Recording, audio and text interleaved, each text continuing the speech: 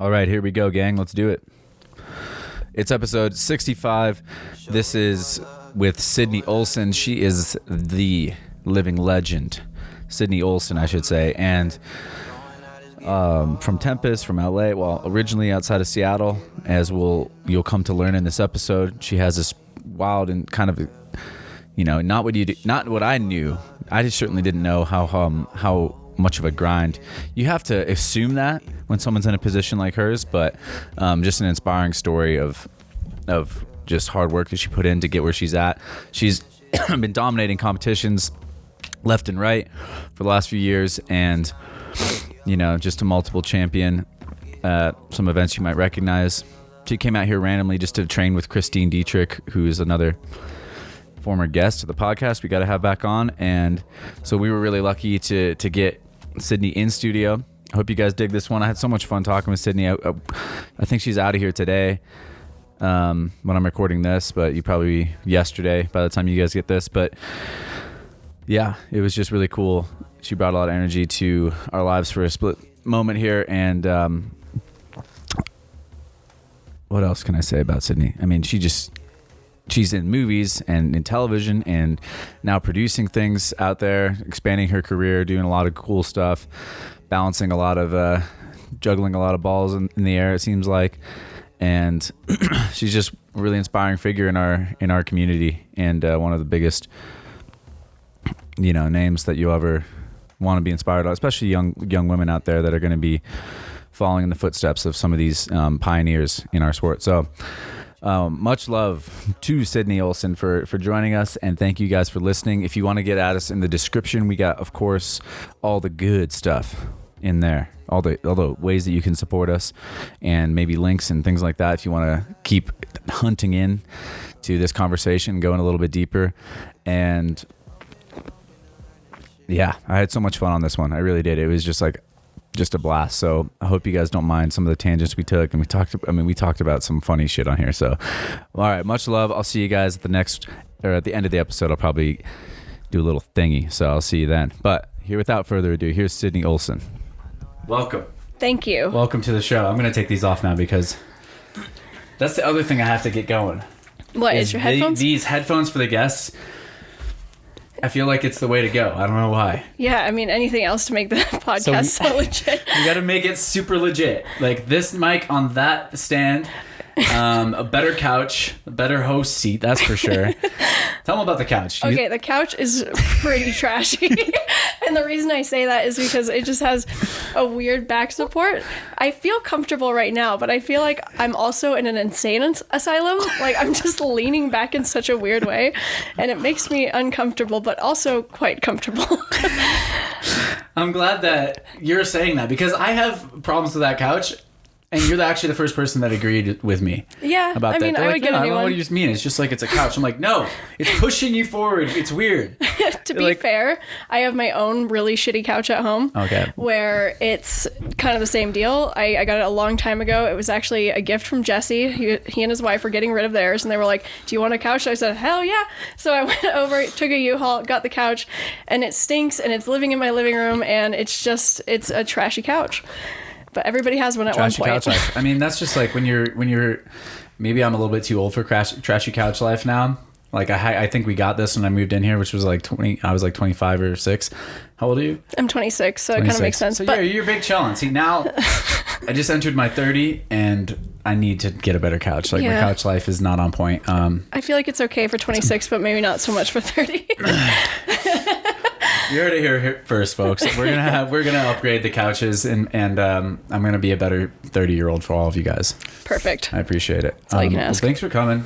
No, thank you so much. This is so cool. Like, it's kind of surreal. Like, you're just here. Yeah. You randomly just showed up in Denver. You wanted to come train with Christine. Yeah, literally, I called her the other day. I think it was on Thursday, and just asked her, "What are you doing this weekend?" She's like, "Are you going to come visit me?" And I said, "Well, can I? I mean, I just kind of want to train for a couple of days somewhere other than LA.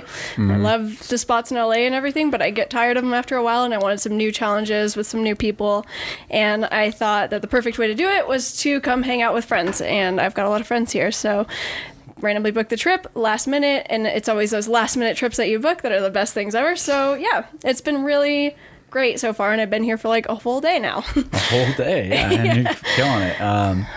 Well, we're glad to have you, and it's really cool that you do already have friends out here. And then I don't know, like what have you been up to besides now you took this break and you're coming here, but like you were just working on some shows, it sounded like we were talking about it earlier. And so this year has been, it sounds insane right now. Yeah, no, this year has been really crazy. I've been traveling a lot and I've been working a lot, and it's just been so much all the time, but I really love it. I love being busy. And so that's why you'll never find me just sitting at home or anything. I have to be like out training or out traveling or out working. And so this year started with me in a rut with work where I probably didn't work for almost 4 months, and that was really scary for me.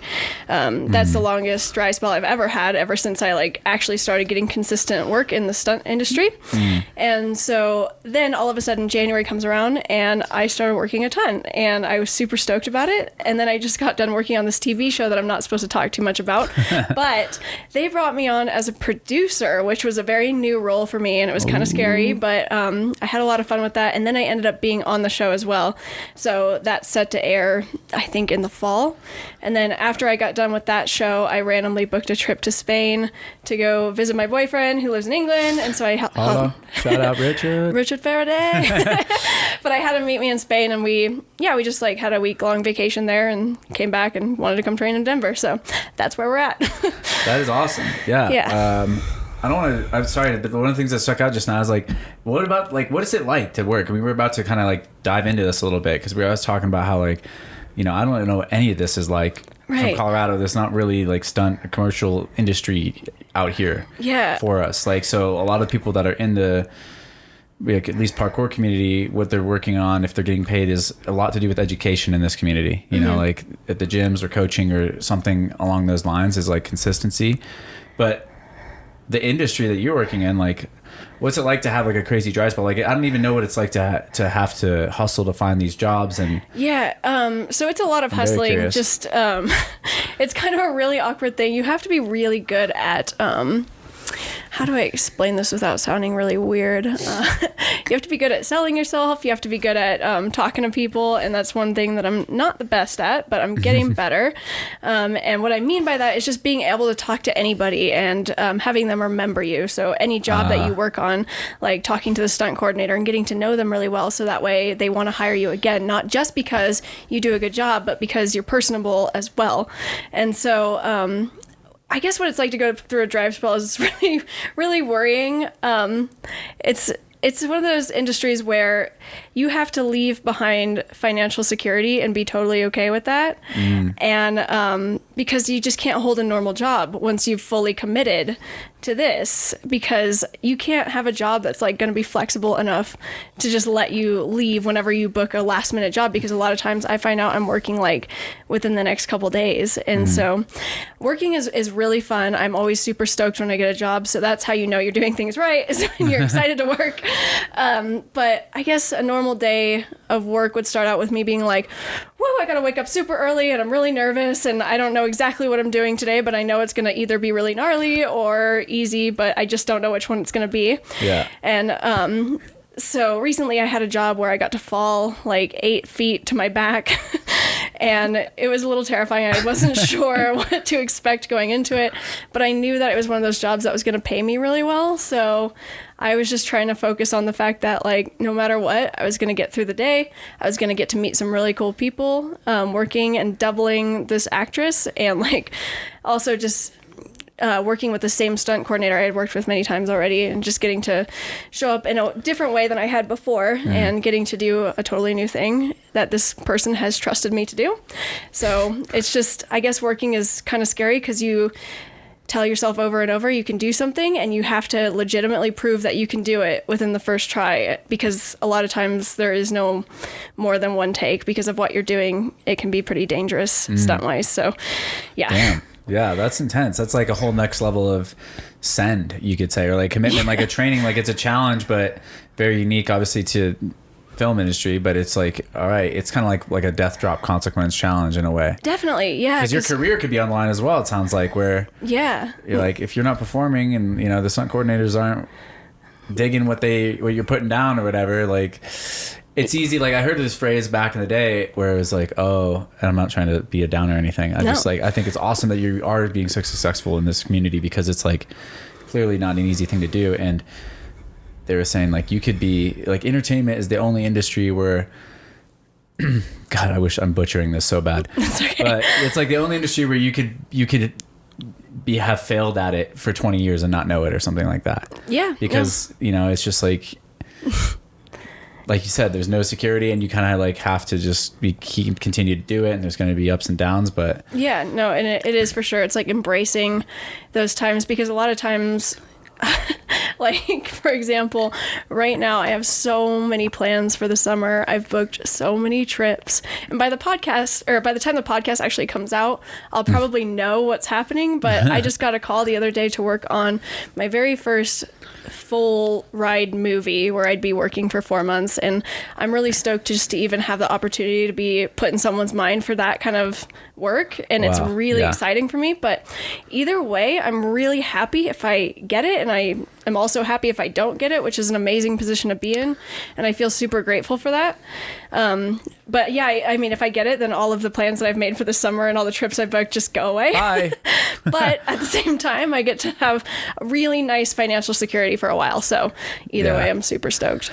And so how do you do that? You have to like kind of, all right, bankroll when you get the good stuff, and like prepare yourself for mini droughts here and there. I feel like, or do you just kind of like ride and spend blings, tattoos? It's gotta be like a little bit of both. Yeah. Because I'm 26, and I've just gotten to this point where I feel like I have my life together, and that's a really good feeling. I don't know, it just randomly came up. I know it sounds like something that people are going to hate me for, and I know that there's going to be more things along the way where I maybe won't feel that way in a few months and stuff, and that's just how it goes. But I don't know, it's just like this thing where I didn't know what I was doing before. Like, I'd book a job and I'd be like, oh yeah, this is a lot of money, and like maybe spend it right away. I wasn't the most like yeah. I mean, you're talking to the guy with the fucking shit couch at 30, so like I understand. Have one too. Yeah. I've made the mistakes. Right. Yeah. But so I mean, I feel like right now for the first time in my life, I've been able to save like a bit, and I'm happy with it. Like, it's something to fall back on. So if I don't work again for the next 4 months, it's going to be okay this time.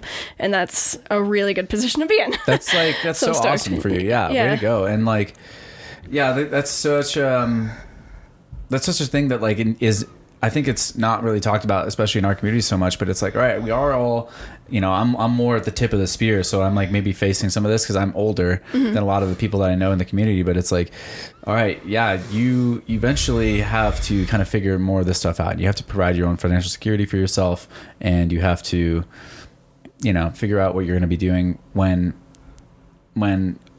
maybe it's not like the same, maybe, I thought like, I knew that I wouldn't be able to be relevant in terms of like, not relevant, but just like what I would be able to do for myself, and my training wouldn't be as relevant to me at certain points, and it kind of came actually faster than I thought it would. I thought my body would maybe hold up a little bit longer, or who knows what. But I was like, had to deal with some of this stuff earlier in my training than even I anticipated, which was, I'm really grateful for now, because I'm like, okay, cool. Now I'm like applying the lessons I've learned from that earlier on, and like getting a better foundation moving forward.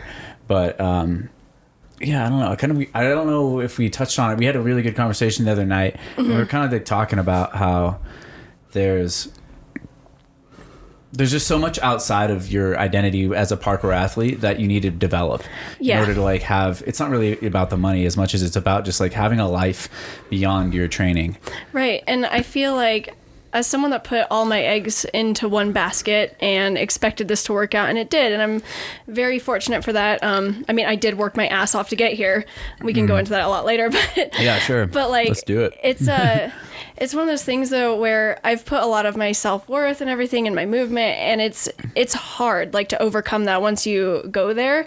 And Christine and I had this conversation in this cafe that we were eating at this morning. Oh yeah. And she told me this quote. It was so good. She said that she says it to herself every morning, and it was like, my value is not in what I do, but who I am. And I just loved that so much because it's something that I really needed to hear. Yeah. Because I'm still going through it today. It's like I need to put less of my self-worth in like what I'm capable of doing and more of like how I'm treating people and how I'm treating myself and, you know, what I'm trying to get out of life, I guess, in that way, rather than like, I don't know. It's just such a weird thing for me right now. It's like this whole like identity crisis. Yeah. No, it's a beast, right? Like as you're going through it and you're starting to like, I think it's part of when you're saying like you get your life together or whatever, you hit these new stages in your life where you kind of get more perspective is really what it is. It's just new perspective for you to learn from. And then you can kind of understand like, all right, you just get a new assessment of like what you're training, what parkour really means to you. It changes as you grow older. That's all. It does. And as you develop as an athlete and as a person, more importantly, you know. Sorry. No, yeah, go for it. I was just gonna say it's one of those things for me where, as of the last couple of years, I started feeling it more and more, and I'm just so young, like for this to be a problem. So, like I would just be waking up like in so much pain, and it's something I realized a couple weeks ago that I've broken 14 bones, and that's kind of a lot. That's not nothing. It's kind of a 14 lot. more than you want to break. Like a lot of people they don't even know what that, you know, they live in a shell compared to you. And it's because for a long time I didn't take care of myself when I trained. Like I didn't condition properly. I would do stuff that I wasn't ready for. I would do stuff when I was tired. I just didn't understand that this stuff could be damaging to the longevity that I would have within the sport. And so very recently I realized how sad I would be without it, and the idea that like I want to be able to do this for much, much longer. So I actually, within the last few months, have improved my power by so much. Like my running jumps, everything has gotten so much better, and it's just because I've been like taking better care of my body. Like I go and get a massage every week, and then I also I do like a lot of physical therapy stuff as well as conditioning, and not just spending all of my time taking like high impact, but working on other things too. Yeah. And I so hope that like the younger generation of the community learns that quicker than I did, because you know, to be this young and then have them starting even younger. Oh boy, yeah. Because I started when I was 17, so I don't even know what it's going to be like for these kids that started at like 10 and they're just throwing double sides already, like within a couple years of their training. You know, it's gnarly. Like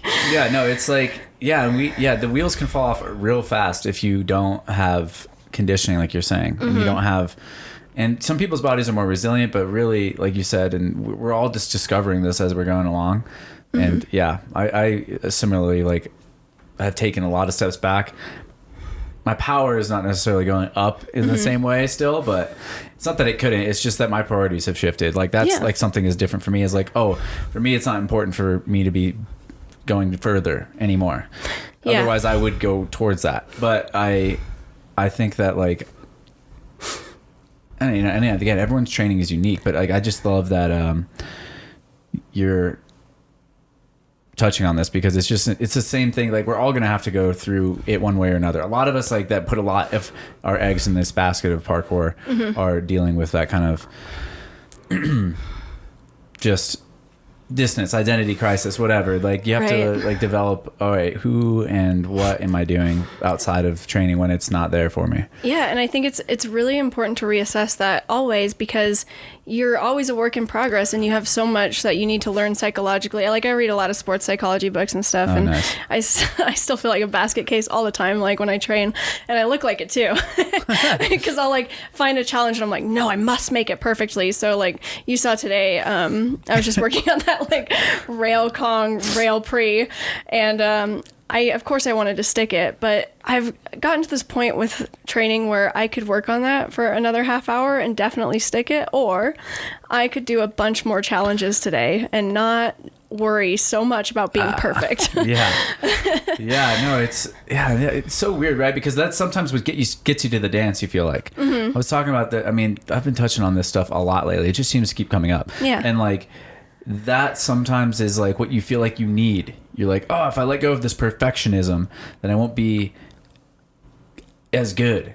But it's kind of the opposite, right? It's like actually, you have like this one tool that you think like, okay, it's been effective in getting you to a certain point, like drilling yourself, maybe even being too hard on yourself, whipping your back, just like you have to land it, you have to stick it perfect, right?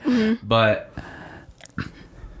that's a tool that you've developed. It's not the only tool in the box, and if you use a bunch of other ones, you're probably actually going to develop yourself a lot further. Right. And it comes back to that self-worth issue that I've definitely struggled with for a very long time, where I thought that if I couldn't make something perfect, then I was shit. And that's really sad. Yeah, that's no bueno. Yeah, so like recently I ran into this issue when I went out to Barcelona. I met up with a couple people to train, and there was this big running prix that I was able to do, but there was one that was just a little bit bigger, and I was like, oh, I could definitely do this, but for some reason I had a really hard time committing to it.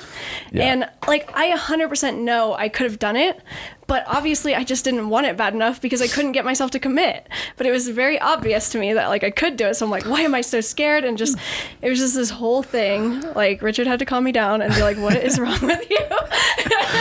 But no, I definitely looking back on it now, I'm just like, wow, that's really sad that I just really saw that as like my value is in this jump. And I was probably doing it for the wrong reasons because I had seen people do it before and wanted to see if I could also do it. And instead of just setting goals for myself that were manageable and like in the time too, I had only gotten 3 hours of sleep that night too. So it's like, there's always you give something. Yourself no break. I mean, it just like, it's so wild because we're programmed. Like we were saying, Christine had mentioned the other night, it's like we're as beings, as humans or whatever, we evolved to think negatively. Yeah. Like that is our MO. Like that's our programming is like like she said, it's more important to recognize that there's a dangerous predator, a tiger in the jungle grass than it is to recognize that, oh, this grass and the flowers on it are really pretty. Yeah. Whatever. So we just like it's this thing that just never goes away. It's like we all gonna get caught up in this stuff, and it's like we all try to put our value outside of ourselves. But yeah, I've started to, and it's a constant battle. It's a constant retraining. Like I've been better at it lately, and even today I was like, I'm just unable.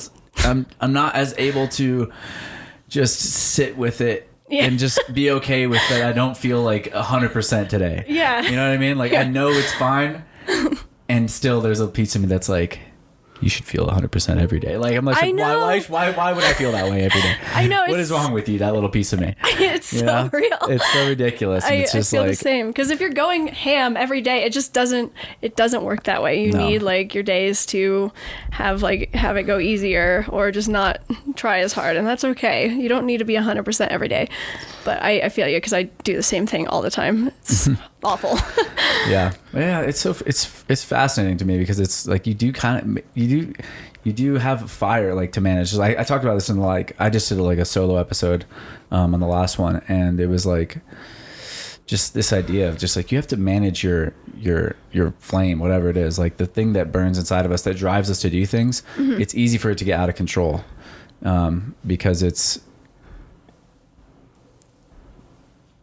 powerful. Like everyone's you're a powerful person, you're a powerful like being, and so it's easy to point that in the wrong direction and start to feel like you're spiraling out of control, right? If you just like have a little if you have a jet like plane and it kinked the wing, it's just going to start like spinning out of control, right? Yeah. It's like really hard to like manage these things and make them go exactly where you want them to. Right. But I think that's like a part of the fun of actually getting older and learning how that you can fall in love with that process of like fine tuning your plane or your jet engine or whatever the fuck it is, and like just making it work better so that it just flies better. Definitely. Is like a much more effective way to put that energy, or a place to put that energy. And everybody's different too, and that's something that you constantly have to remind yourself as well, because I feel like within our sport it often gets really competitive, where people are like, oh, I saw this challenge, I want to make it that much bigger, and then a lot of times people will mess up and like hurt themselves and stuff, and it's also just that comparison thing is like such a wrong way to go about it, like, because some competition is definitely healthy, but if you're just trying to be better than another person, then like how do you expect yourself to be as good as you can possibly be? Because that's only better than other people. Like you should be constantly trying to improve yourself and be better than you were yesterday. And I know it's such a cliche, but it's just a real thing, like that you constantly have to remind yourself of. Yeah, big time. Yeah, it's weird. Well, it's weird, wild stuff. I think that, we're both competitive. Oh yeah. Like, like I know that, like, yeah, it's like if you have you think about Michael Jordan, for example, like the most competitive people, like often have the hardest time managing all that, right? Yeah. I mean, I never met Michael Jordan, so I can't actually speak to this, but it's been widely recognized and known that Michael Jordan's like a dick, right? Yeah. Like nobody likes him. He has no friends. Right. And it's like, all right, well, there's a price to pay for that. And that can actually be like liberating in a way too. When you realize that, like, okay, I don't like because there's a competitive part of you. That competitive part of you is like, I want to have as much fire as Michael Jordan does, And it's like, well, but also no, I don't want to be a dick to everybody. And so like, I'm glad that, like you said, there's ways to be just, how am I affecting the people around me? What kind of experience do people have when they interact with me and engage with me? Yeah. That's that is probably more important to me than said jump, flip, whatever it is. And it's also just interesting too, because like, I think for a long time people viewed me as, I don't know what they viewed me as, and I just, quite frankly, I don't really care. But, yeah, you shouldn't. Like, but for a long time people were saying that I was overrated and just random shit like that. And it's so funny. Haters. I know. There's fucking haters out there. It's just real. What is up with these haters? I mean, it's just like, you hating because you ain't one. Or you hate us because you ain't us. Is that what, that's like my friend used to say. Well, that one's good. Yeah. No, but it's, because they never understand the full story of it, obviously, and so that's why, like, we really shouldn't care about people's opinions that don't really know us, because and even if they knew us perfectly, like, there's still gonna be someone out there that hates you. So it's just one of those things. And it's just like that's a complete like disaster of their management of the same energy, right? Right. It's like, oh, you can't even. You're so bad at managing your fire that like you just shit on people. It's like, what are you doing? Well, it's nothing That's to do like with completely, yeah. And it's like that. Then you like when you really see it for what it is, you just start to feel bad because you're like, oh, you're so far behind right now because you like haven't even corralled it against yourself. And then, I mean, maybe I don't know if it's like in order. I'm not saying that it's like you have to do that first, but what I would tend to do is like. And I think we both are this way, is like that energy, instead of like shitting on other people, we'll shit on ourselves. Yeah. Either way, you have to turn that energy into not shitting on things. Right? But like, but it is like what it wants to do. Yeah. There's the negative sides of all of whatever it is to be human and stuff. It's just like there's parts of you that just want to be upset. We're wired that way, whatever that wiring is. Right. It's just so funny. Like being a human.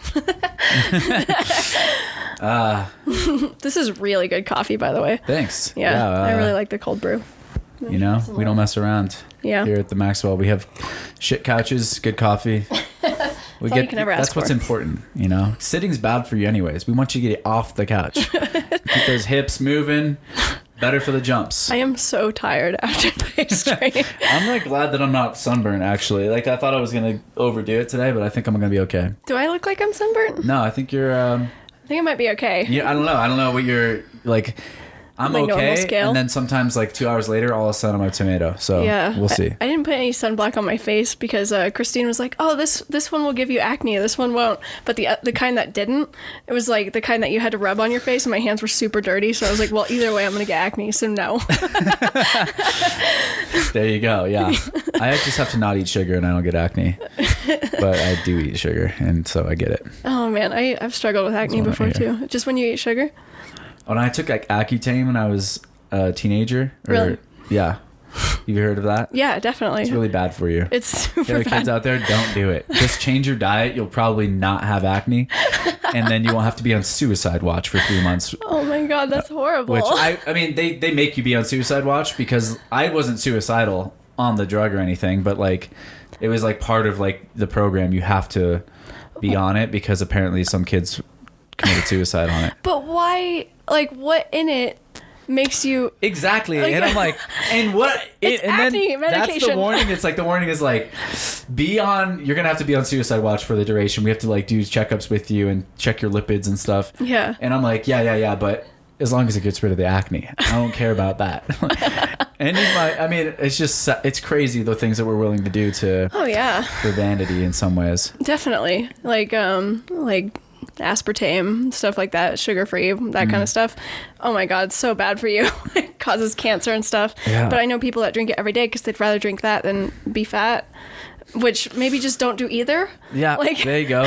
You know, it's not that hard. It's not that hard. Yeah, it's just like, yeah, everyone's different. I mean, that's just the beauty of things. Like you're saying, everything's so different, and people value different things, but also, right. You know, you gotta find your people. Sometimes it's hard to find them. Oh, it's not always easy because some of them are hating. Some of them are hating on you. That's all right. Yeah, but that's fine. They can hate. It's okay. Originally, I was going to be a nurse. I was going to school for that, and I was working as a nursing assistant, so I had very humble beginnings. Yeah, how did you get into? Like, I don't really know your story. Oh yeah. So. Well, I guess we'll just do the whole life story thing. Life story. So I did soccer as a kid. Whoa! Back it up. Who's mom and dad? Who's grandma, actually? Let's go further. I'm just kidding. Okay. my parents are great. Kind of. I'm just teasing. Go from wherever you want to go from. Okay. Well, I played soccer as a kid for like 5 years and got into gymnastics. And the best part about how my gymnastics started was because my sister was a gymnast and I wanted to be just like her.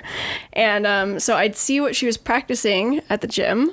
And since my parents were like, we don't really want to put you in it yet because it's pretty expensive for 2 kids, so we'll just wait. So I'd see what she was working on, and I'd try it in the front yard. No joke. I remember working on my back handsprings, and I got like a bunch of stuff down, and there was like... It was in my front yard.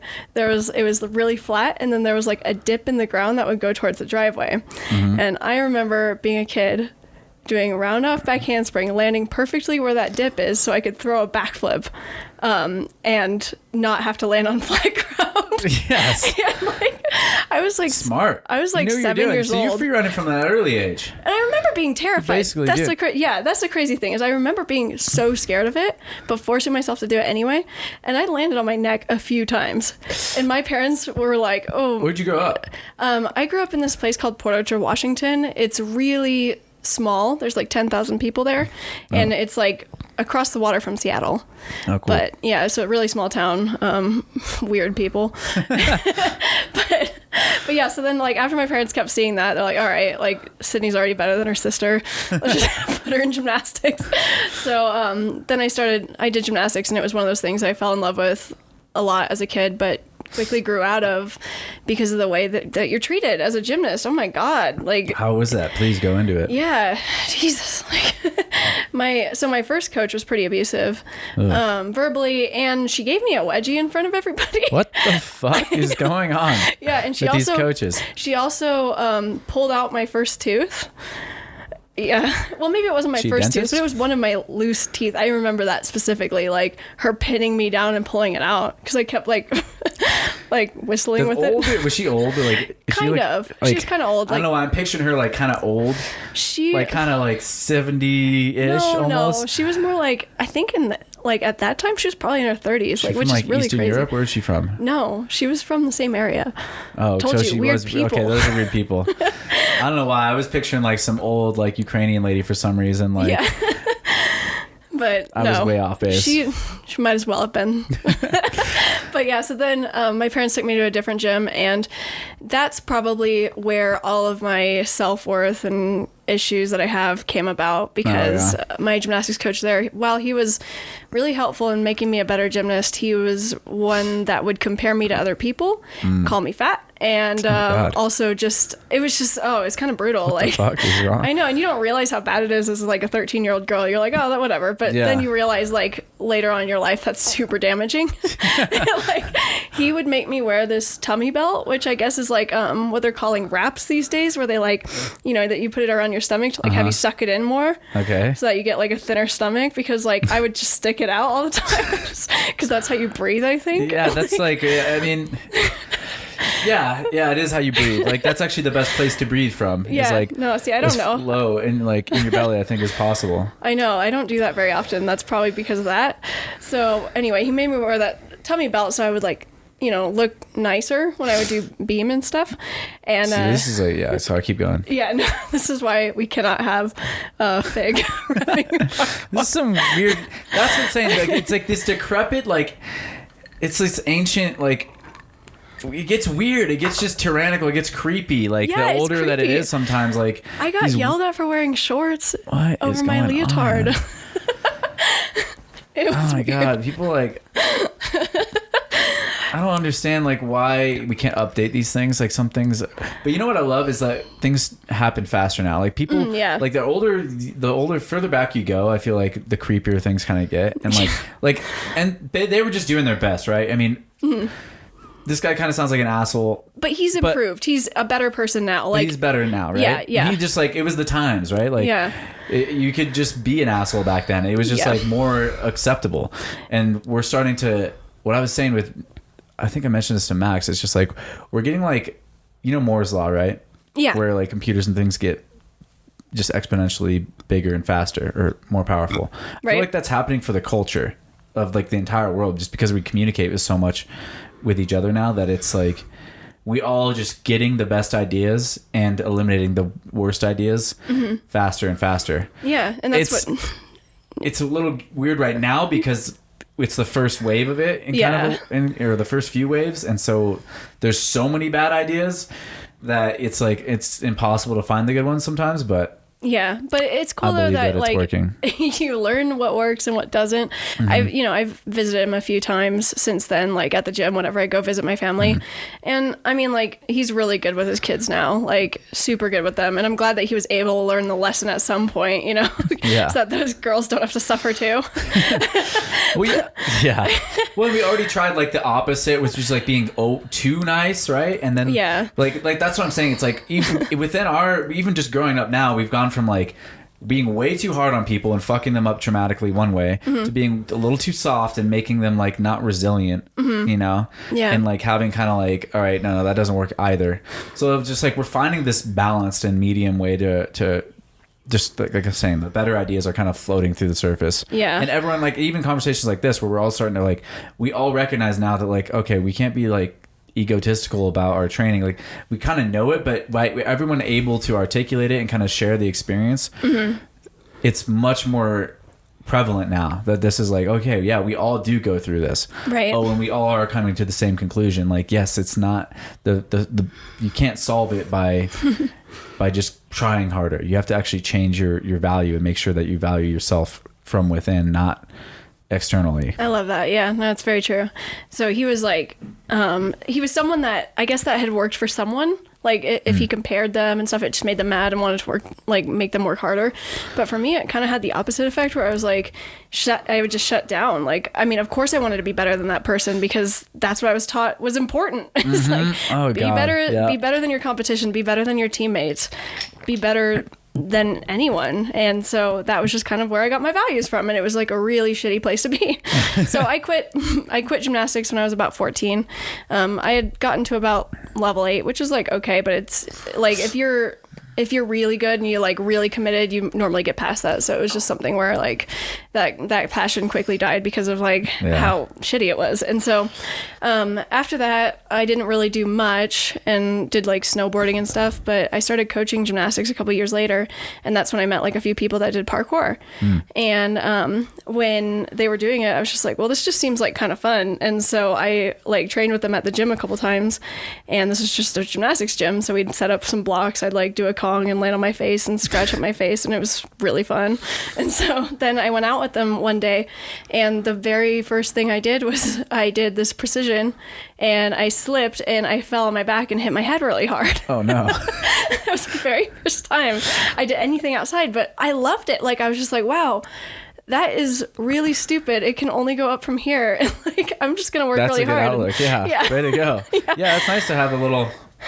That's a gift. Yeah, no, to for eat sure. Shit real hard on your first time. Definitely. So then you like really understand what it can do. And it is how for some people, and like for others, it might not have worked. Some people would have been like, I don't like parkour after that. They'd been like, I'm done. See ya. Yeah. And that's it for them. But for me, I was like, why did that happen? And what could I have done better? And like, you know, I just wanted to learn, like, so I could not do it again. Yeah. And then, so I guess my first few years of training was kind of me learning gymnastics moves, you know, like learning flips again, because I really enjoyed that kind of stuff. So like taking my flips outside and all that, and like doing basic vaults and stuff. But then like, yeah, about 3 years into my training, I just really wanted to get better. Like I wanted to get better at fundamentals. I wanted to get better at like the whole sport. Like, So I had actually got involved with nursing, and I remember like I had no idea what my goals were with parkour. It was just something, it was a hobby.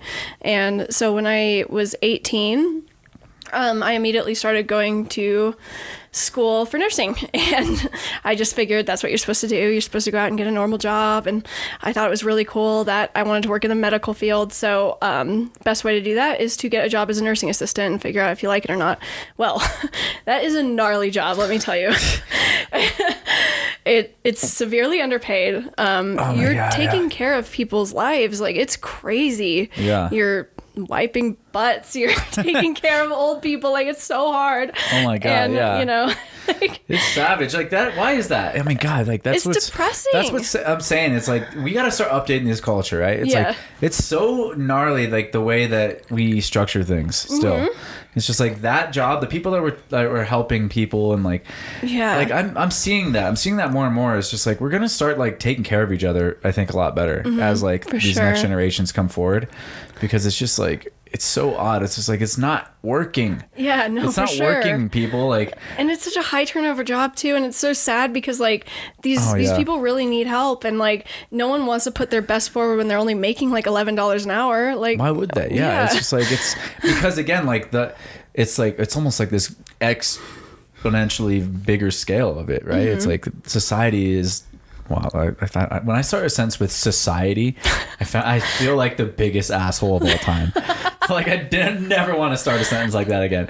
But I just mean that I think that we are going to update and start to just value change, just like individuals are all starting to make these value changes of what like is important to us and what is.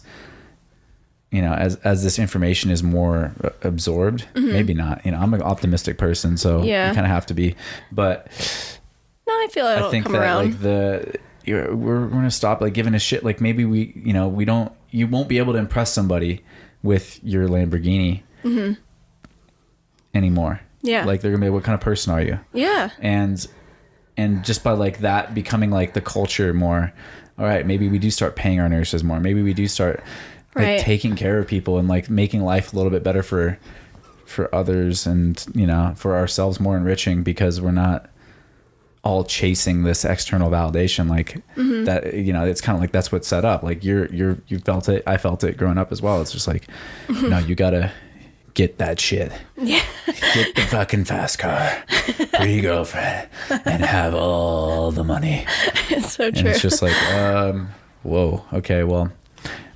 Yeah. Luckily for me, I ran into people that didn't have happiness, even though they had all those things early in life. Yeah. And so I was like, I think it's an important that thing might to be see. bullshit. Yeah. I'm going to kind of make sure I do things a little bit differently. Yeah, definitely. And so that's kind of like where the next thing happened, where I realized I didn't like this and I didn't want to do this for the rest of my life, even if I had gotten into the full nursing thing. I was just like, you know, even though like it pays decently and it's financial security and this and that, I'll always have a job because they need nurses. Yeah. It was just, I just halfway through it, I was like, I can't do this. And so the next thing I did that was sensible to me was run off to China for a year to teach English. So when I was 20, that's what I did. Whoa. Yeah, I know. And How it was that? It was really cool. And I think it was probably the smartest thing I ever did, because when you go to a foreign country that you don't know the language of and you don't know anybody and you like are going, you know, like somewhat by yourself, you have to learn all of those things by yourself. You don't have your parents sending you money. You have to figure that shit out for yourself. You have to go get a job. You have to learn how to speak the language so that you can talk to other people and communicate and like figure out what you want. So that way you're not just like... So you speak like, a little "Oh, this-" Cantonese? Not Cantonese, but Mandarin. Mandarin. Sorry. Yeah. I don't know which was which. Yeah, no, it's all good. Mainland China is more like Mandarin. I guess Hong Kong would be Cantonese. Yeah. Never been. So maybe one day. Yeah, I actually, I never kept up with it until recently because I just found out about this app called Duolingo. And now I super keep up with it because it's really cool that like to be able to know a language like that. And Yeah. I've been to China a couple times since then. So, you know, it's cool to know. And it's one of those places where you go and not a lot of people speak English. So it's really hard to get around if you don't know what you're doing.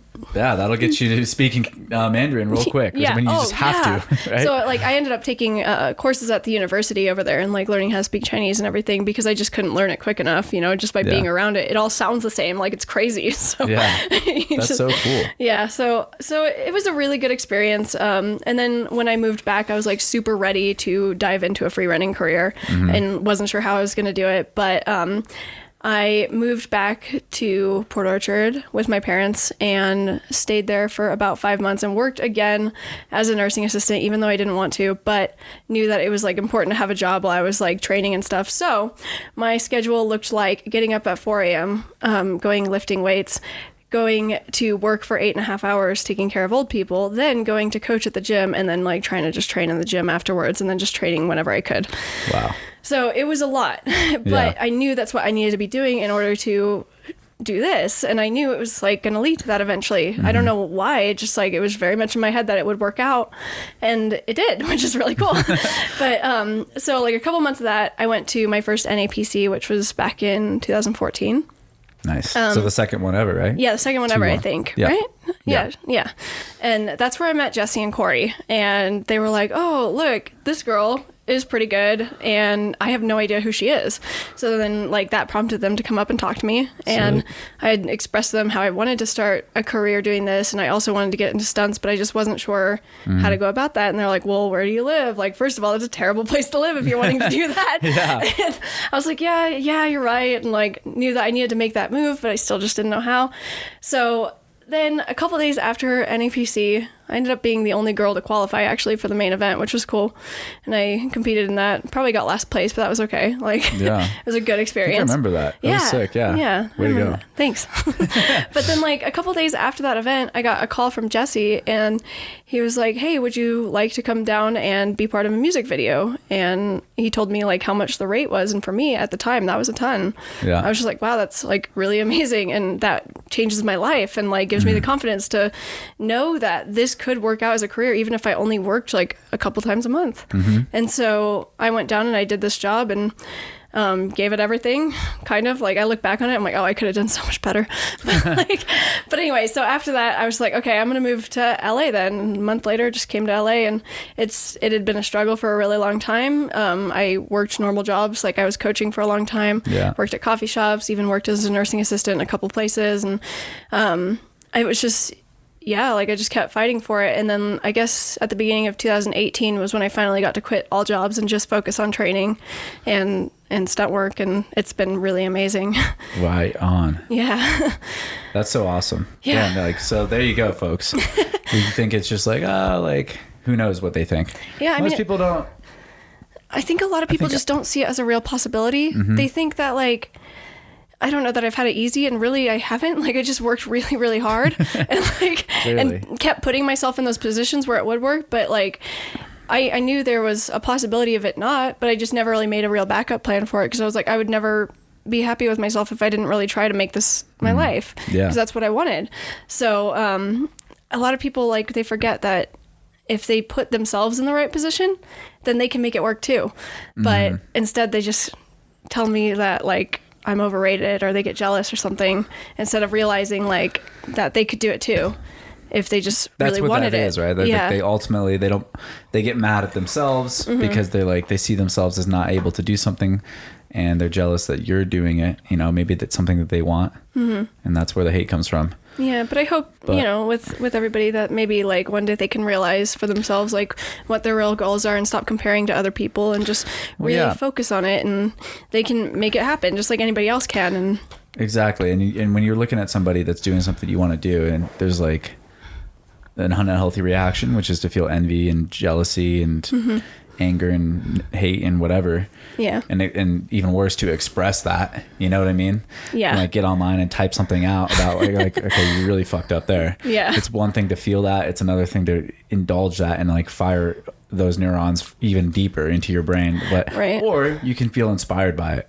Yeah. And feel like, oh wow, look, that's she did that. That means I can do something with my life to get myself one step closer to that. For sure. Yeah. And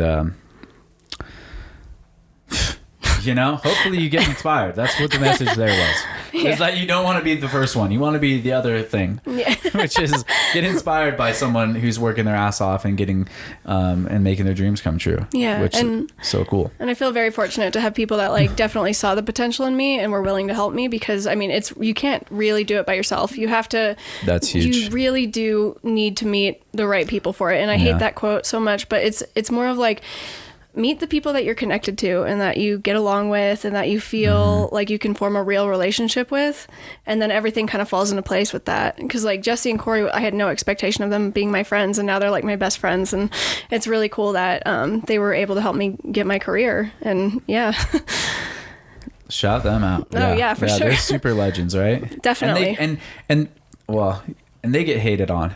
Oh, all the time. 100% more than like I mean, that's what comes with the success is like this more hate, for some reason, because the better you're doing, the more people that are going to be jealous or annoyed with you because you're attracting more eyeballs.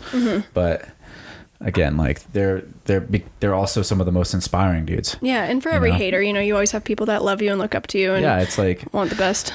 Yeah. I mean, don't associate with haters. There's this like old Nate Dogg lyric, I don't associate with haters. I don't remember what the rest of it is, but I always remember that when I hear somebody, I'm just like, I just don't associate with those people. Yeah. If you're hating, I can't take on that negative energy, So, and I don't want to hang out and talk about like hating, like shitting on people or complaining. No. Like that's so I don't know what to say. Yeah, for sure. Agreed. But yeah, it's tough because there's so many people that are stuck with, they feel like that's like, they're surrounded by that because it's I don't know. It could be easily, you could be like, well, yeah, you're saying that coming from Boulder. Like, of course, there's tons of people around that are like killing it and feeling positive and stuff. And it's like, you're probably right. There probably is like per capita, like just more positivity in this area than like, Flint, Michigan or something, where it's just like, there's some real fucking shitholes in this country. And if you're from one of these places, or if you're from, where is it? Port Orchard. Yeah. Where you got some weird energy, maybe it's not like super bad, but it's not good either. It's not good because like whenever I come back to visit, it's just like, it's one of those things where I can't quite put my finger on what it is, but I'm like, oh, I definitely like do not belong here anymore. And I just can't really relate to this energy that people are supplying here. So, and that's okay. Cause like they kind of look down on people that do well for themselves, and they're just kind of like haters, there's a few good people there, but like it's tough. Having like done the LaFleur Lace Up tour where we went all around the country, I got to see every single bit of that, like how every community is different. And it was really inspiring actually getting to see all that. Yeah, that's so cool. I want to do more of like, that's so awesome, like that kind of adventures. Like the LaFleurs, by the way, I just finally got to see them for the first time in person. They're some kick-ass shoes. They look really nice. They're light. They whatever. We'll have to get you a pair. Oh man, I would love a pair. No, they're sick. You don't have to give me anything, but I would absolutely be stoked. I mean, you had me on the podcast. I got to get you some Lerm socks, that's for sure. Being on. This is the only place you can get them, by the way. It's just on the podcast. If your friends were like, who knows? Like I would give people that don't come on the podcast some too, but I always try to hook the guests up with one. Yes. I don't know why. They're not like the best, honestly. I wish they like turned out a little bit better. Like pretty much everything that I did in my life, you can look at it that way, but it's just also just loving and appreciating it for what it was. Oh yeah, and like I love supporting brands like that came from our sport and from our community. It's super sick. Well, shit, I'm repping my own thing. I kind of feel like I was supposed to be wearing Storm or something. I don't know what happened, but that's why I got to get some of these kicks so I can rep and I can just post up. Yeah, for on sure. On the podcast and shout these. Yeah, because there's so much there for us now. Like you can adorn yourself head to toe in only parkour clothing if you want now. Yeah, it's amazing. It really is. Underwear? Is anyone doing underwear? No, but we certainly should be. Someone's got to be doing the underwear. All right, I'll talk to Tempest. is out in LA. Let's get a fucking tag team event going with them. Find their manufacturer. We'll just like do some, because they got the modal. Yeah. I'm all about that modal. That would be cool to have underwear, Tempest underwear or something. Tempest underwear would be tight. Yeah. Obviously, I got the socks. I know Breach does socks. I know a couple other people are doing socks. Yeah. Yeah, and then everyone pants, shirts, whatever it is, beanies, that all happens. Yeah, no. Parkas. Maybe we need some like mountaineering clothing too. I really want to get like expand the line. I have one of those storm sweatshirts, like the kind of oversized one. It's the most comfortable thing. I have one too. Those are really nice. I love it. I love wearing it when I'm just like at home being lazy. Shout out Hendo. Oh yeah. Which you guys have a funny thing where you pretend to be each other sometimes. Yeah, we look similar. You guys do look kind of similar. Yeah, it was. You know what was funny is like we went to this competition in China. We were both there, and I had just gotten highlights for the first time ever. That's so what they it were was, like, right? yeah, I had like caramel colored highlights in my hair, and it was funny because Joe was sitting in front of Gabe on the bus, and Gabe was like, "Hey Sid," and then he turns around and he's like, "Oh my god!" And so then like afterwards we always, every time we see each other, we have to trade clothes and get a picture. Yeah. This is a thing. It's pretty legendary. Yeah, it's definitely the hair. Yeah, no, for sure. The hair. And Hendo's got a sparkle in his eyes too that like, Aww. I don't know what it is. Like, Hendo's pretty. So he is pretty. Yeah, it's funny. We do look alike though. It's weird. It is like, there's some funny, like, I don't know. Yeah. There's like doppelgangers already within the community that are traveling around. I love it. I know. I'm still looking for mine. I guess I've gotten Sid Mahorovic a little bit. Maybe a little bit. I don't see it as much, but who knows? Maybe they're still out there. I also got Sean Higgins. You got Sean Higgins? Yeah, like when my hair's super curly, because on the tour it was really? like, I don't know, it was just everywhere we went, like made my hair super curly, like the humidity and stuff.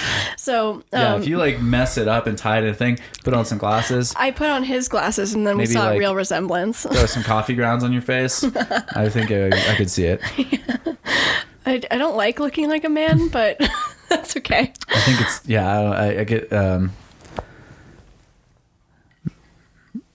Who did I get? I don't know. So I remember when I was like a little kid, I got mistaken for a girl, and I was like pretty upset about that. Oh my god, I got mistaken for a boy when I was a kid. It's the worst. It was so traumatic. Like all they could see was like my face through like my tiger costume that I was in, and they're just like, "Oh, you girls look cute," and I was like, oh, just like holding it together for like 4 seconds. 3, 2, thank you, and then just like started weeping. I did the same thing. Like it's just like you know what was the worst part about it was like I had just gotten a haircut. My mom made me get my hair cut really short when I was like 5 years old, and I hated it. I was like, I don't want this. I look like a boy. And then some little girl was like, "Mom, I want to go play with that girl over there," and her mom goes, "That's a boy, honey." Oh my god. Oh my god, that is some savage. That's like more than being mistaken for it. It's like a correction. Like, I know. It's like, actually, I'll have you know. Should have laid the smackdown on this lady. I know, I wanted to. Oh man. Let's see here. I feel like we're missing. Oh yeah, I want to know like what else, like what are your plans beyond this? Because you know, it was kind of a theme, or maybe you don't have to, because you're just crushing it. You're in the mix, you're in flow, you're doing it. Yeah, and I mean, you're probably gonna be doing it for years and years. Yeah, I'm hoping to be able to continue to do this competitively for another couple of years. It's hard to see past that. Yeah. It's hard to like really understand exactly what I want, because like obviously the normal thing for someone to do in my position is just to focus more on stunts after my free running career is over. And I think that's kind of the goal as of right now. I've actually been doing quite a bit of acting as well, which is like not something at all that I expected to fall into. I can't wait to see whatever this TV show is. Tell us a little bit about it. Come on, give us a little taste. I can't. They're not going to see the fucking height drop episode. Come on. Here it is. It's a reality show. Ooh, really? I still had to play a character within the reality show. Oh, interesting. Yeah.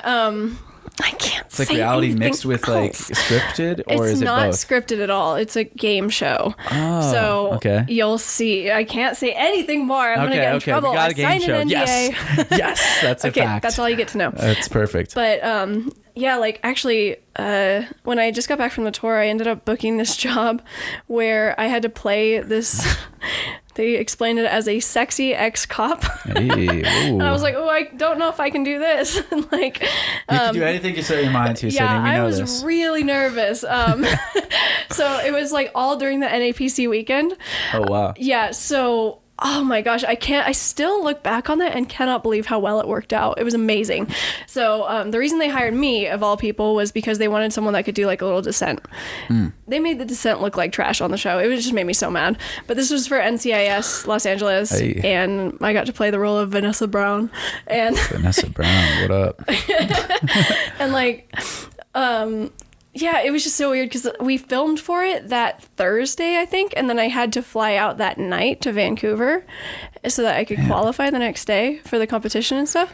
And then I competed in skill on Saturday, competed in style, came back, and then we had 2 more acting days. Oh my God. So that was pretty rough, and like... So it worked out really well. That's awesome. But yeah, I mean, I think that's like one of these things that people don't understand too, especially with these competitions and stuff. Is like there's so much more on your plate than just that competition. Oh, often. for sure, yeah. Especially someone like you, it seems like, where you got like you're always getting pulled in these different directions, and it can be really taxing on the body, especially because you work. Your work is both. What's up, Parker? We're recording down here. No big deal. Let us know if you want to get in on this. I don't even know what I was saying. Sorry, I lost my train of thought. But you were talking about like having all that stuff on your plate, taxing. All that stuff, yeah, and just your body just being like what you get paid with and what you compete with. Like, how are you balancing with that? And to be honest, it's been a really good challenge for me. When I first moved to LA, probably a month into it, I broke my hand and all of my fingers, and had to get surgery and got like a metal plate and screws and all that. And then which one? This one, hey. My dominant hand. Perfect. I know, it was really rough. And then so now I get to deal with arthritis, which is really fun, like at the very early age of 26, which is so sad. But then I think I just kept getting injured, and it was preventing me from working. Like every time I'd get injured, all of a sudden all this work would come about, because that's just the way it goes. Yep. So, and then I'd have to say no to it. And so it taught me a lesson really quickly where I can still progress in ways where I don't have to push myself to being hurt.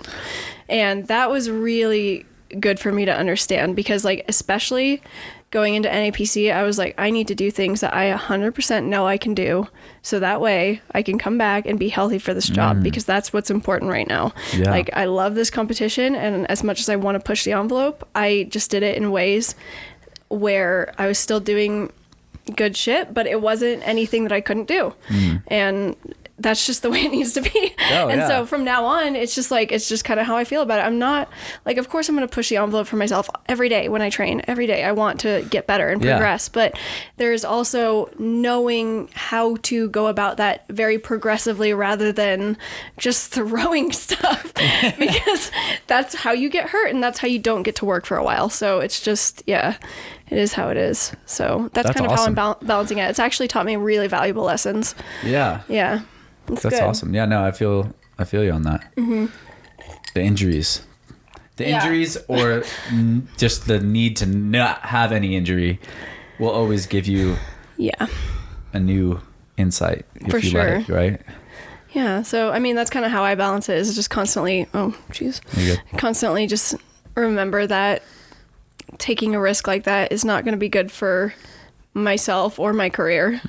And again, it's something that I want to like teach the younger kids nowadays. While it's amazing that they're just chucking stuff, that they need to still be able to take care of their bodies, because it's not worth it if you break your leg and you can't do anything for a year, you know? Certainly not. Like it's and like, what it doesn't mean, like, because you've been on the podium, you know, and like a lot of people might think that it means something that it doesn't, you know, and often I think it's helpful for them to understand it's like, that's not what you might think it is, you know what I mean? And like, it doesn't last, you know, it's not something that you can take with you.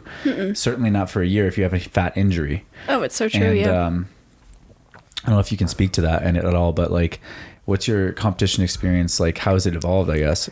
Yeah, that's a really good question. Because I think when I first started competing, I didn't really have any expectations for myself.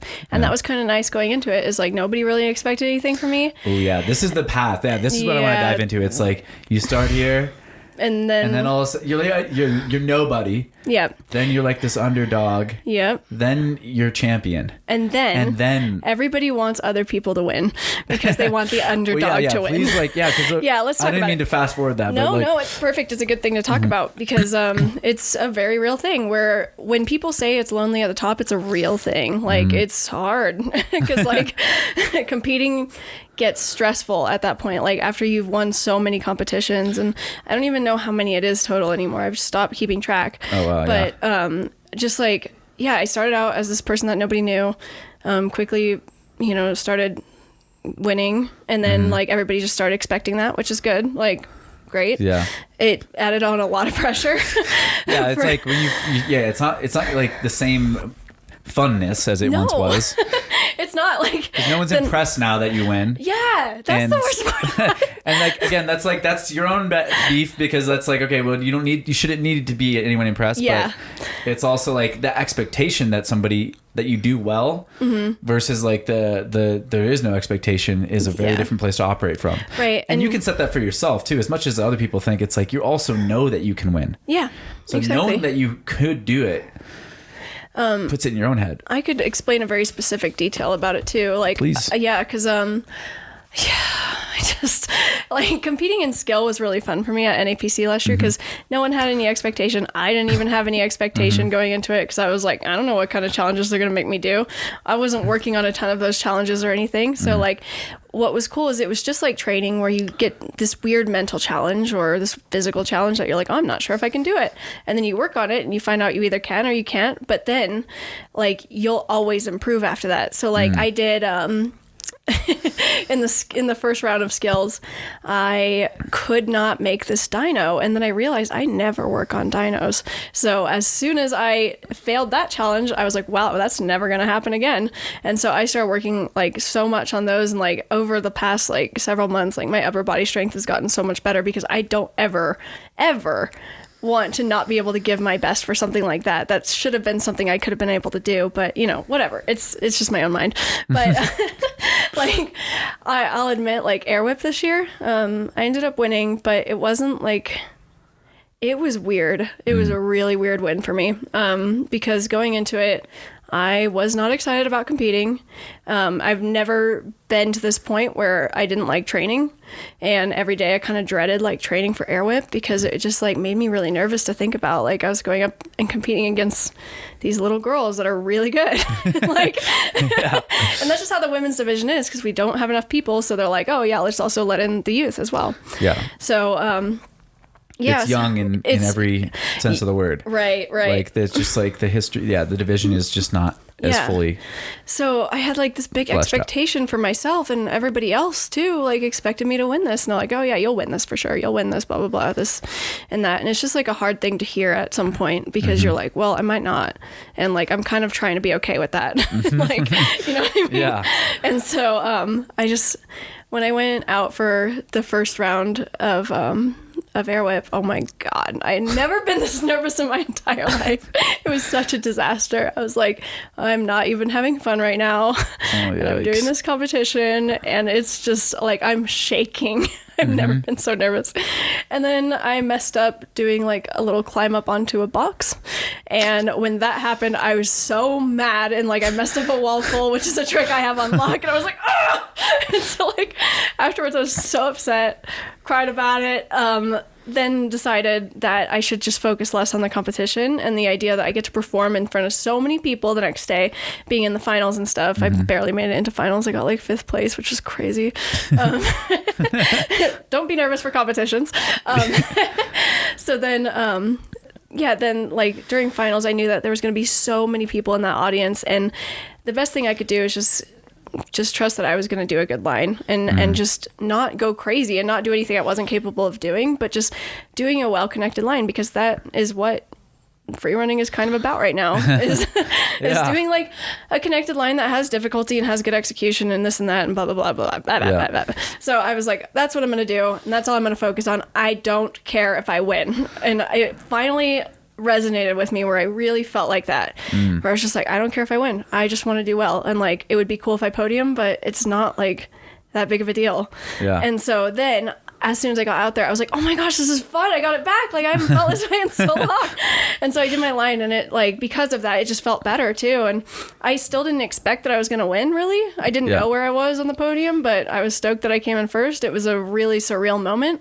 But like, this is why you can't put your self-worth on like any kind of like moment in your career, because it quickly goes away. Like you, all of a sudden you overthink it and you're like, oh, did I really deserve that? Or like this and that, because everybody seems to think exactly. otherwise. Like you can't even really bask in the glory of it, because it's not good to really interface with it that way. Yeah. Like, and the other thing too is just like, I don't mean to like talk about the validation of others and stuff, because I don't really care, but it does like still affect you in some way when people are like, oh, how does it feel to get beat by a 13-year-old? And then the next year they're like, how does it feel to just beat 13-year-olds?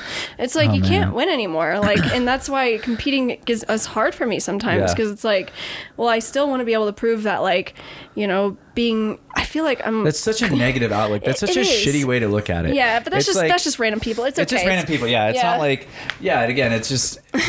people are just so awkward and bad. I feel like even that terrible comment comes from a place of like... I honestly believe that like it's in one way or another... Well, yes. Ultimately, I feel like these people want to connect with you. Yeah. Because they think what you're doing is cool. And they are so shitty at saying it. They're so bad at, like, people are just so bad. This is, like, why people are so bad at iterating their feelings and, like, in a healthy way and just talking to people in a way that, I don't know, it's just weird that it comes out like that. Yeah, which is, again, it's fine. Like, I didn't really take too much offense to it, but it was just kind of a funny thing where, that moment felt really good for a minute, and then, like, it went away like the rest of the night, and it was okay. Like I realized it too, and it was something that I thought about. I was like, okay, you can't base your happiness on winning. You just can't, because like even if I got second place, it would have been fine. Like, it's like what it is like it sounds like, at least, is like you finally got back to that place where you're in love with like the process of just doing it, just like being there. You're happy to just be doing what it is you're doing, right? And that's like it's just classic, like live in the moments and all this shit. But it's like it's real things. Yeah, the cliches are true. You have to do that, because otherwise, win or lose, you're losing. Right. You know, exactly. if you're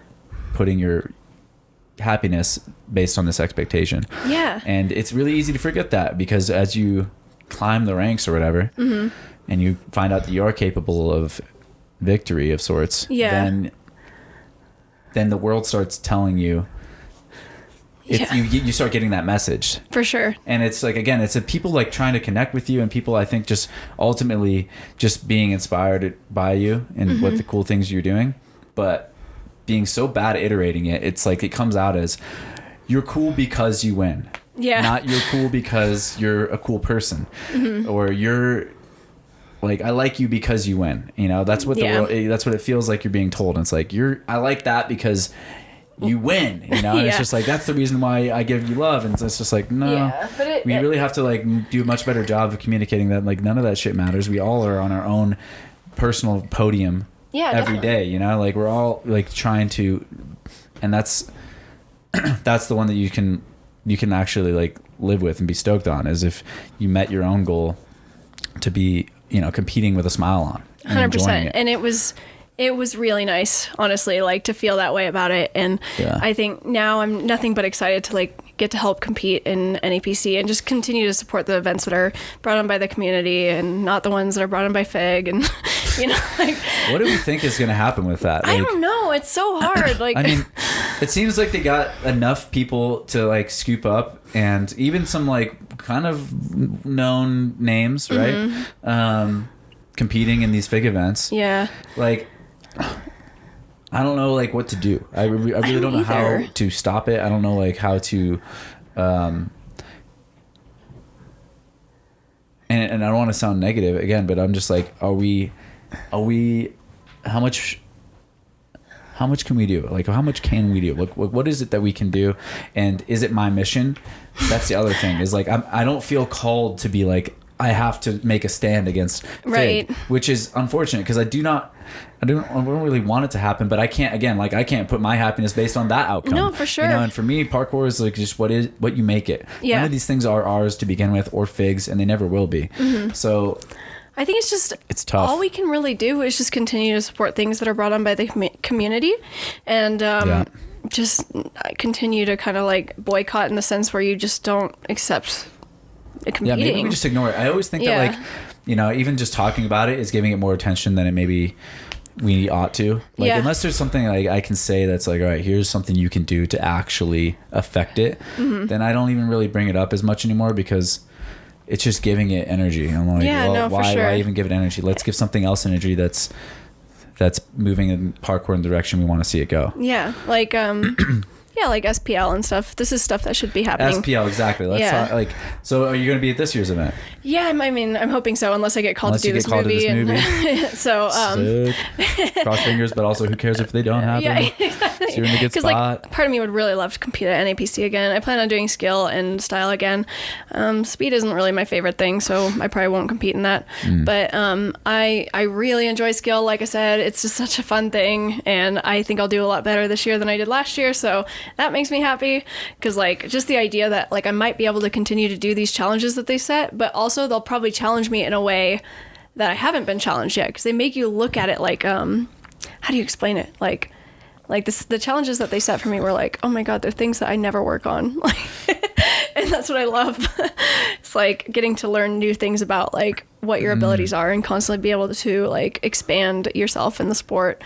And then also just freestyle is like something I love, and I'm always game to compete in that. And SPL is one of those things that I hope eventually gets into like a stadium someday, like Air Whip did, and I think that would be like a really good way to advertise. Destroy this fly. Out of here. Sorry, the fly is just not okay. Yeah. But yeah, it's just that kind of stuff, and I know that it's getting better every year, so that makes me really happy. I've competed in several of them. The only one I didn't compete in was the very first one, and then the one in 2017 because I was injured. But yeah. Do you see yourself competing for the just foreseeable future, or do you feel like you're going to move your chips into a more of a stunt career, or do you not know? I still don't know. It's okay, I think. Yeah, it's totally fine. I'm just curious because like as someone I just recognize how hard competition like is on the body. It just is severe in parkour. It is. And you can make it really like a lot better for yourself by making like, I'm only going to do shit that I really know I can do. Not get so sendy, like really take care of myself for this movie or whatever. And then that's super admirable, and that's the way you should do it. Definitely. And I kind of want to challenge myself to even like, all right, maybe re-enter like at a later in life, and just show people like, all right, you can still that would be dope. Do that. You should. And like maybe if this year is like a good year for me to try that, although I do also want to be in the booth watching it with, you know, that's a good place and, like, to be talking too about it, because I love that. So it's kind of, but hey, then I'm in a good position like you. Win-win. Exactly, because you could do either or and be happy with it, which is amazing. Because like I think part of me someday would like to do this kind of stuff too, where it's more commentating and all that, because I have a lot of knowledge for the sport and just absolutely love it. So it would be cool to have like some kind of female voice in there sometime. It would like, be yeah. So I would love that, but also I don't know like what my future plans are. Like I said, for me it makes sense to like focus more on stunts. Get out of here. That fly is... We're gonna freak out if this fly flies one step closer to us. But I think part of me just doesn't know, and I think part of me is okay with the idea of like not making too many future plans, because anything can happen. And if you like make an expectation for yourself of like, I'm gonna focus on this. What have you been saying this whole episode, right? That like live in the moment, baby. Yeah, like sometimes when you make an expectation for yourself, then you're taking away from what it could be. You know, like it could be so much greater than that. So I'm just, you never know. Like maybe I'll have a kid someday, or maybe like I'll do something else. You box yourself in with an expectation. Exactly. You know, it could be even a grand expectation, but like you said, it could be it could pale in comparison to what's actually available and accessible for you. Very true. Like you said with your movie the other night, you're like, I'm not going to get this job, or I think you said like, oh, it's unlikely that I got it. Then, or they didn't get it, but then they invited you on as a producer. Oh, and then you got to be casted in it as well. And it's like, that was a TV well, that was show. way better than even the initial thing. So because I was so upset about it at first, but then I was like, you know what? Either way, I'm just happy to be part of it. So when they called me in to be a producer, I was like, oh, this is really sick. And then when I got to be part of the cast, that was even better, because now I just made way more than I thought I was going to make, and I got like a really cool opportunity that might like lead to some more things down the road. So who knows, you know? And that's just like when people ask me me, oh, what's your goal 5 years from now? I have no idea. I'm going to be 31 and I have no clue what's going to happen by then. So I just know that. Ooh, I'll be 36. Ooh! No, five. You'll be 35. 35. I will still be not closer to 40 than 30. Yeah, I'll be there you just go. in the middle. Oh, that's Jesus, that's hard insane to to think realize. about. I know. But also, I just think about like how much can happen. Like when I started parkour, I've only been doing it for 9 years. Mm-hmm. And I say only because it's just like so much has happened. Me it's too. been so It's crazy. 9 years. Yeah. Yeah. And I started training at like 21, which is like pretty late for anybody. Yeah. But that was like insane. You know, it's just like, all right, I think about my whole 20s was like my parkour, like, beginning. Like it was just like, and now I'm like taking it in this new longevity perspective, and it's like, all right, how am I going to carry this forward for the rest of my life? That's changing a lot of like the way I approach things. And then, but just knowing like how open my 30s are now, it's just like so crazy to think about. It's just like, all right, there's so much more that I can do. And like I didn't even know, I'd never tried to do parkour when I was 20, and now I'm 30. So I'm like, for 30 to 40, who the fuck knows what could happen is all I'm saying. Like it could be like I had a whole new thing. Right. Yeah. Like, and I think about like 5 years earlier and how by then I hadn't even moved to LA yet. Like actually, it's almost the like anniversary of that NAPC actually. Really? So isn't that crazy how much can change in 5 years? Like I'm a completely different person. Yeah. Even, oh my God, Brandon, like within the last year, I've changed so much. Yo. It's crazy. Like I look at pictures from a year ago. I'm like, I don't even look the same. I don't act the same. I'm not the same. Yeah. It's okay. No, it's cool. It's actually super dope. Like I never got that. I remember someone wrote that in my yearbook when I was like in high school. They're like, never change. And I was like, That's so lame. I was like, why? Yeah. I was like, why would they want me to stay the same? I was confused by it. I was just like, actually like, huh? What do you mean Yeah. never change? I mean, like, don't obviously- you always change? Like, people change. People change. I'm like, you want me to stay the same? You don't want to be friends with me if I'm like different? This is weird, man. I'm not going to be the same. I like really like this person. That's why I was like, I like felt weird about it. I think I like, I don't even remember who it is now. But Oh, yeah. I was just like, oh shit, like this is never gonna work. Yeah. You don't want me to change. Yeah, you know what? You know what's really shitty? I think I wrote that in someone's yearbook. Don't ever Really? change. It's like the thing that you write, you know? I think it's just some bullshit when you're 17. You're like, I just want things to stay like this forever. Actually, you know what is really interesting about that is I did this program called Running Start. Okay. So it was you could go to college and get high school credit and college credit at the same time. So that's what I did. Whoa, cool. For my senior year. I didn't even go to school at high school in my senior year. Yeah. I didn't go to my prom, which was good because like I went to the proms 2 years before that. Like I did the sophomore year. I went with this guy and it was the most awkward thing ever.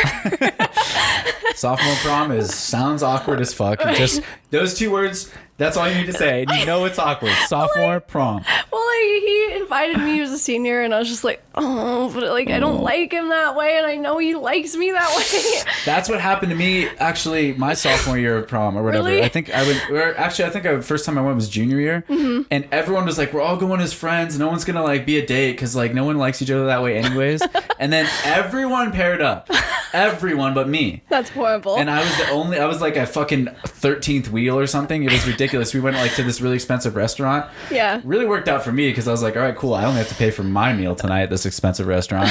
And none of these girls want to be with their dates anyways. So we all kind of like danced with each other, and I got to like just have like a better time with some of these girls than like they did with their dates anyways. Not that I was... I'm jealous. But yeah, I was just like... They kind of like... I was the only one that wasn't like weird about it because I wasn't like trying to date them that night. So I actually had like the most fun of everyone in the group, I felt like. Yeah. I look back on that night and I'm like, wow, I was like not only a really bad person for like going to the bathroom every time a slow song came on, but also like my parents made me go with him. Like at first I was like, oh, you know, I don't know. And then my dad was like, it's his prom and you will stay out until 1. And I'm like, Dad. What? He like forced me. He's like, that is some strange dad advice for your daughter. No. I don't think I would ever be saying that to my daughter. He really trusted me, and he should, because I didn't do anything wrong for a really long time, even though they might have thought differently. But like, it's just so funny. Like I did not want to go. It's so funny to look back on. That is hilarious. And then I pretended to be asleep on the wheel. See, that's what I'm saying. Is like I was just the safe haven that night for all these bad dates. So like, hey, you want so I had a great time. You know, I was like on the chocolate fondue. I was like doing whatever, mixing it up, just having a grand old time. Well, that's great. I'm jealous. Hey, I mean, you don't need to be jealous. Let's be honest. I was also just like a fucking dork alone at prom, but it was a good time. Yeah, I mean, like, also we've grown a lot since then. I mean, it's yeah, good. like, and you think that shit matters when you're but it in does. high school, It definitely and doesn't. just, It's like, hilarious. That absolutely is not something I ever think about unless it's to laugh at. Yeah. And like you think about like how stressed out you were about like going to college and stuff, and then I just didn't even really go except for that time that I was in senior year. That's like, oh man, that's amazing. I ended up going, but that's good though. I mean, I'm grateful for it. Like again, you learn what you.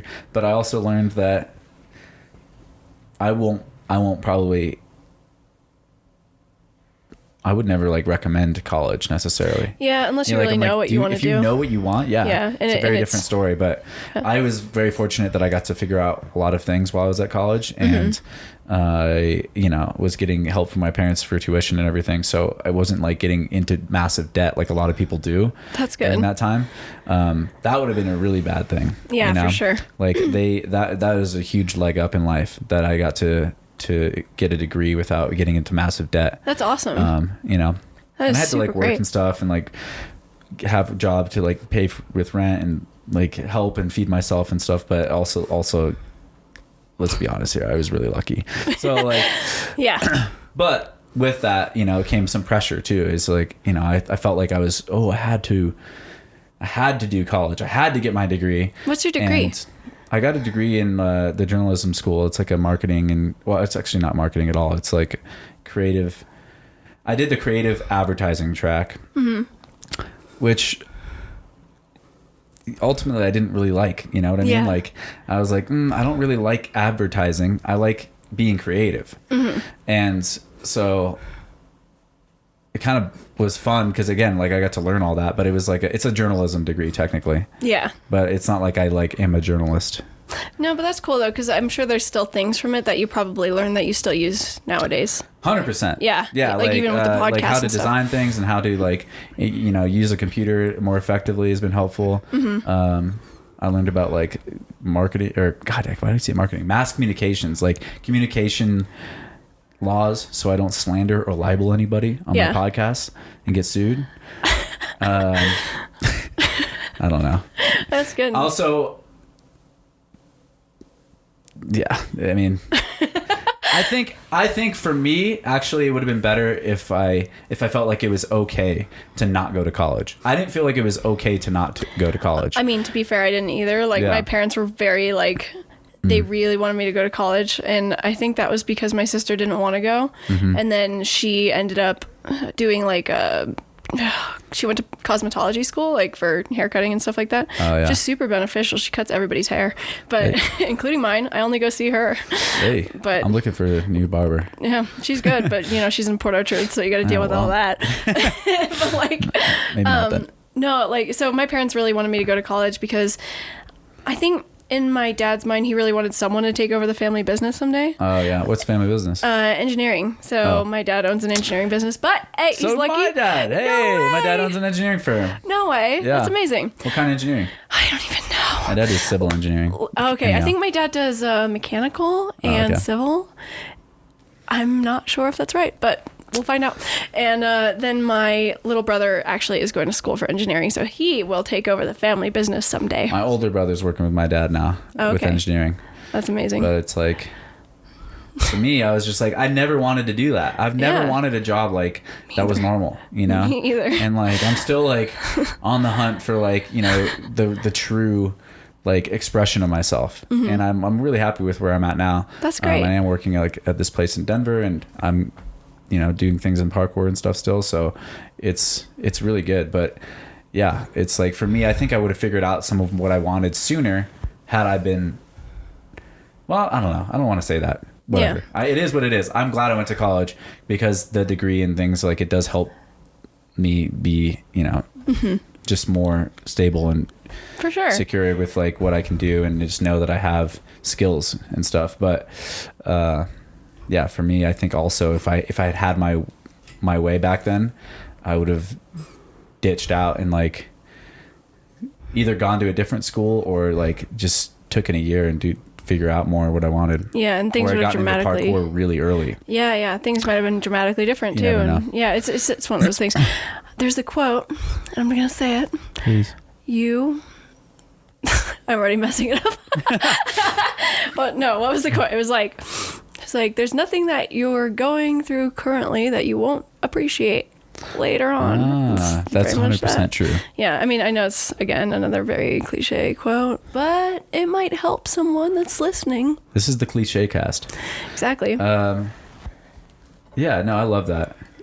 Yeah, it's like Steve Jobs said the same thing, right? It's like you connect the dots. In hindsight, you don't really, you just have to trust yourself and just keep trying your best. And like, just, I mean, it's great when you really know what you wanted and you were like really driving towards something. Yeah. But it's also okay if you don't know. But it's super okay. And like, actually that's like been the biggest lesson for me is like, right now I'm kind of in this area where I'm being more exploratory with things. I've let go of things that, you know, I wanted before, and now there's new space to explore. Yeah. With, just, you know, there's so much that I wanted in parkour training that is like, okay, now I have all this energy to like focus into new areas and like find a new passion and I get to be in that like amazing space where there is no expectation again. Yeah. You know what I mean? That's like, that's the fun of it. When you find the dyno and you find you suck at it, you're like, oh, cool. Now I can get really good at this. And it's the best thing ever. You know, it's like, that's the fun of being like alive, is like growing into these new areas. Definitely. And not like being the master of one domain. Right. Know? And that's something I wish I would have learned much earlier in life. Because I feel like I've set myself up in this way where like, there's only so many things I can really do because there's only so many things that I'm good at. I know that's just not true, and it's never late to like learn new things and stuff, but it's just, ooh, I like that I can do that. Yeah, so, right? Hey. We're just playing with the tiles on the table. Anyway, sorry. It is fun. But I have no idea what I was just talking about. You were saying that there's only so many things that you could do, even though that you know that's a lie to yourself. It's a lie to myself. But it's definitely like what is that called? A limiting But you're not going to be an belief. astronaut.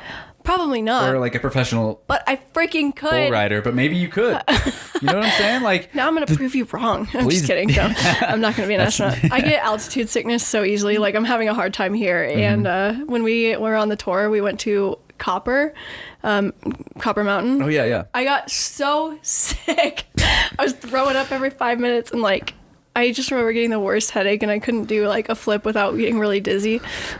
Well, yeah, maybe not for you then. But hey, that's okay. That's only one tiny door that's closed in the vast spectrum of existence here. But yeah, so all I'm saying is that like, I think instead of putting all of your eggs in just one basket, maybe spread them out to a few, just so you do have other opportunities, because you never know that maybe what you're currently doing might not last forever, or there's just so many things that you can do within that where like if you're good at other things, they can also complement each other, you know? So I wish that like for me, well, actually I don't wish that because I learned when I needed to, but I'm just saying like, it's really cool. Like when you can learn the whole business side of like marketing yourself and parkour and all that, so that you know how to be a professional athlete in those standards, because I think we were kind of talking about this earlier. Yeah. You can't really be a professional parkour athlete where you're getting paid to do so and make a living off of it without being somewhat of an influencer as well. Yeah. So it's just the whole thing.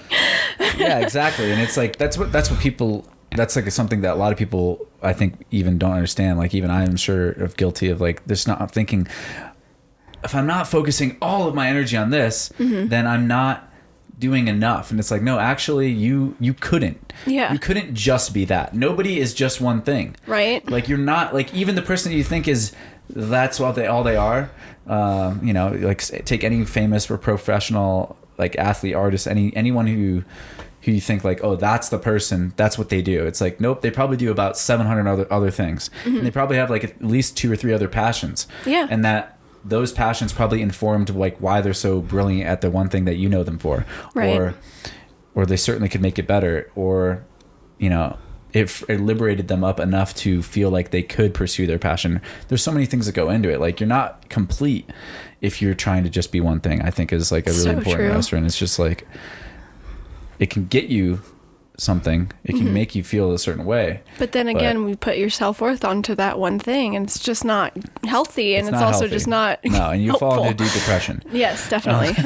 Yes. Which, hey, maybe happened to somebody. I don't know. It just might have happened to once. But I'll also still, and again, like, then you just find what's grateful about that. I'm actually super grateful that I put all this stuff into one area, because, and I don't even know that I did. Like, I look back on it now and I'm like, okay, well, really, you were actually diversifying quite well. Yeah. But like, because I had such a part of me that was really tied up in like this one dream that had to go.